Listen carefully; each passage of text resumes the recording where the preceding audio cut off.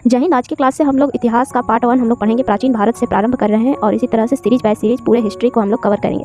तो यह चलिए हम लोग स्टार्ट करते हैं। प्राचीन भारत को समझते हैं। हमारे प्राचीन भारत में किस तरह की हिस्ट्री थी, कैसा इतिहास था, कैसे राजा थे, हर एक चीज़ को हम लोग डिटेल में समझेंगे। अभी का 2-3 क्लास सिर्फ बेसिक होगा, प्राचीन भारत को समझने का प्रयास करेंगे। उसके बाद एक करके मेन पॉइंट को हम लोग डिस्कशन करेंगे। तो यह पार्ट 1 होगा, तो वीडियो के साथ बने रहें।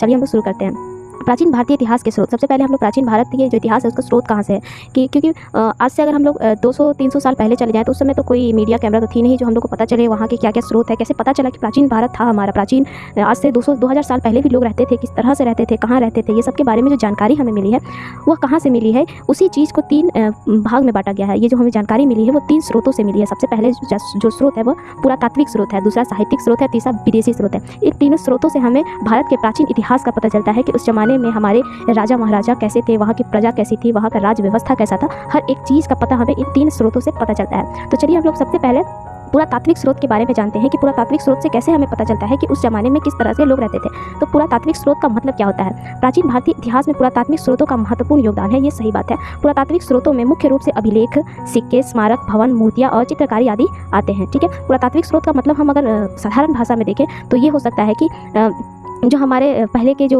राजा थे वे लोग अभिलेख कुछ बनाते थे। अभिलेख यानी कह सकते हैं कि दीवारों पर, पत्थरों पर वो कुछ लिखते थे, पत्थरों से लिख देते थे, जो जिसे मिटाना इम्पॉसिबल है। अगर पत्थर पे किसी का नाम लिख दिया जाए तो पत्थर टूट जाएगा पर वो मिटेगा नहीं, तो उसी को हम लोग अभिलेख कहते हैं। तो उस जमाने के जो राजा थे वो सिक्के भी बनवाते थे, कुछ स्मारक बनवाते थे, भवन और मूर्तियाँ बनाते थे, चित्रकारी करते थे। वही चित्रकारी और स्मारक मूर्तियाँ जो है आज हम लोगों को कहीं खुदाई में मिलती है, तो हमें पता चलता है कि हाँ उस जमाने में भी लोग रहा करते थे, किस तरह से रहते थे। तो ये हमारे पुरातात्विक स्रोत है। सबसे पहले हम लोग अभिलेख के बारे में चर्चा करते हैं। अभी हमने देखा कि हमें पुरातात्विक स्रोत में क्या क्या मिला। तो सबसे पहले अभिलेख मिला, सिक्के, स्मारक, भवन, मूर्तियाँ, चित्रकारी, ये सब है पुरातात्विक स्रोत। ठीक है, तो एक करके हम लोग इन पॉइंटों को पहले डिस्कशन कर लेते हैं। ठीक है, तो सबसे पहले अभिलेख क्या है? अभिलेख मैंने अभी बताया आपको कि पत्थरों पर या दीवारों पर लिखा हुआ, पत्थरों से लिखा हुआ कोई लेख है जिसे मिटा नहीं सकते हैं। तो वही हम लोग को कुछ टुकड़ा या फिर कोई महल की दीवार पर हम लोग को या पत्थर पर गुफाओं में हम लोगों को लेख मिला है, वही पूरा अभिलेख है।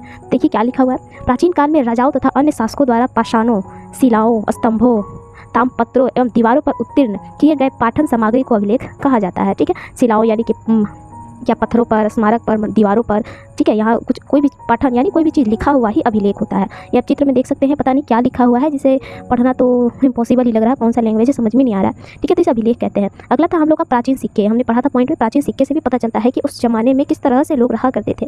तो प्राचीन सिक्के ने भी भारतीय इतिहास में महत्वपूर्ण भूमिका निभाई है। यह सिक्के विभिन्न धातुओं जैसे सोना, तांबा आदि इत्यादि से बने होते थे। ठीक है, पहले के जो सिक्के थे ना वो सोना, तांबा, चांदी के बने हुए रहते थे। अब तो सोना खरीदना भी कितना मुश्किल हो गया है। सोना का सिक्का पहले यूज होता था, हर घर में सोना होता था, जिसके आधार पर उस समय में किसी की आर्थिक स्थिति का पता चलता था। ठीक है, तो सिक्के से हमें क्या पता चलता था कि जो युग चल रहा है, जिस राजा की शासन व्यवस्था चल रही है वो शासन व्यवस्था की आर्थिक स्थिति कैसी है। अगर वह राजा सोने का सिक्का चला रहा है अपनी प्रजा के बीच में तो यानी कि उस व्यवस्था की आर्थिक स्थिति बहुत ही अच्छी है। तो ये सिक्के से पता चलता था। और वे लोग सिक्के पे क्या लगवाते थे, क्या बनवाते थे, तो हो सकता था राजा अपना चित्र बनवा लेता हो सिक्का पे, या फिर जो देवी देवता को वो मानता है उसका चित्र अपने सिक्के पर वो बनवाता हो, जिस धर्म को मानता है उसका भी चित्र वो उस पर बनवा सकता है। तो हमें सिक्के से ये पता चलता है कि वह राजा किस धर्म को मानता है, किस देवी देवता को मानता है, ये सिक्के से हम लोगों को पता चला। ठीक है, यहाँ क्या लिखा हुआ है। इसके अलावा इन सिक्के या मुद्राओं पर बने राजाओं एवं तिथियों से तत्कालीन राजा के बारे में, देवी देवताओं के चित्र से तत्कालीन धर्म, विभिन्न प्रकार के वाद्य यंत्र के चित्र से तत्कालीन कला और संगीत के बारे में पता चलता है। ठीक है,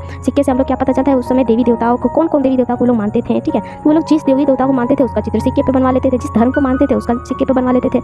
अगर किसी को संगीत पसंद था तो संगीत का कुछ छाप सिक्के पे बनवा लेते थे। इससे हम ये सब जो जानकारी हमें मिली है ये हमें सिक्का के थ्रू मिली है। ठीक है, अगला है बस स्मारक एवं भवन। उस जमाने में मतलब प्राचीन जमाने में कि क्या था कि जो राजा महाराजा थे बहुत ही बड़े बड़े स्मारक और भवन बनाया करते थे। तो इससे भी पता चलता है कि उस जमाने में लोग कैसे रहा करते थे, किस तरह घर में रहा करते थे। जैसे कि इसमें हड़प्पा है, हड़प्पा, मोहनजोदड़ो, नालंदा, कंबोडिया या अंकोर वाट मंदिर, इंडोनेशिया में जावा का बोरोबुदुर मंदिर आदि शामिल है। ये सब स्मारक और भवन के तौर पर शामिल है जो हमें प्राचीन इतिहास के बारे में बताते हैं। अगला और अंतिम है हमारा चित्रकलाएं एवं मूर्तियाँ। भारत में कई धर्मों में चित्रकलाएं एवं मूर्तियाँ काफ़ी प्रचलित में रही है।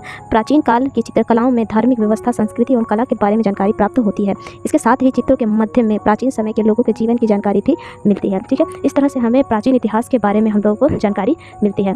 अगले वीडियो में हम लोग अगले वीडियो में हम लोग साहित्य के स्रोत के बारे में पढ़ेंगे। आज के वीडियो में हमने यह पढ़ा कि प्राचीन इतिहास के स्रोत जो है वह 3 है, पुरातात्विक स्रोत, साहित्यिक स्रोत और विदेशी स्रोत। इसमें हमने आज के क्लास में जो पहला पुरातात्विक स्रोत है इसे हमने डिटेल में पढ़ लिया, ठीक है। अगली क्लास में हम लोग साहित्यिक स्रोत के बारे में पढ़ेंगे और नेक्स्ट क्लास में हम लोग विदेशी स्रोत के बारे में पार्ट बाय पार्ट पढ़ेंगे। तो वीडियो के साथ बने रहें और लाइक शेयर और सब्सक्राइब करना ना भूलें अगर वीडियो जरा सा भी आपको पसंद आए तो, ठीक है। मिलते हैं नेक्स्ट क्लास में, तब तक के लिए बाय।